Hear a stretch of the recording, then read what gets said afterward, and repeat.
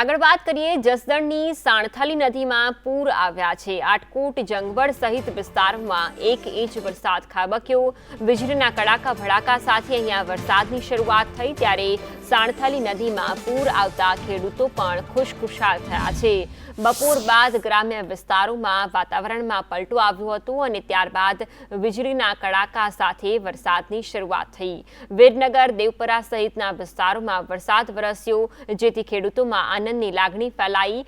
બીજી તરફ જીવાપર ખેતરો બહાર પાણી નીકળી ગયા હતા અને ખેડૂતોમાં પણ આ મામલે આગામી સમયમાં આશાનું કિરણ બંધાયું। ફોનલાઈન પર પિયુષ વાજા જોડાયા છે। પિયુષ, જસદણમાં વરસાદી માહોલ સર્જાયો છે, અનેક પંથકોમાં વરસાદથી ખેડૂતોમાં ખુશી।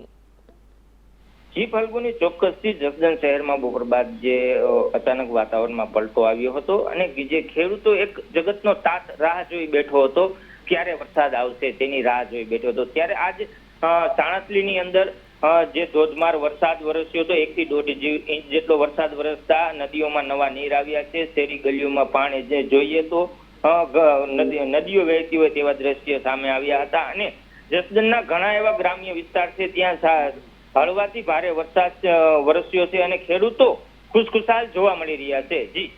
જી પિયુષ, આભાર તમામ વિગતો બદલ।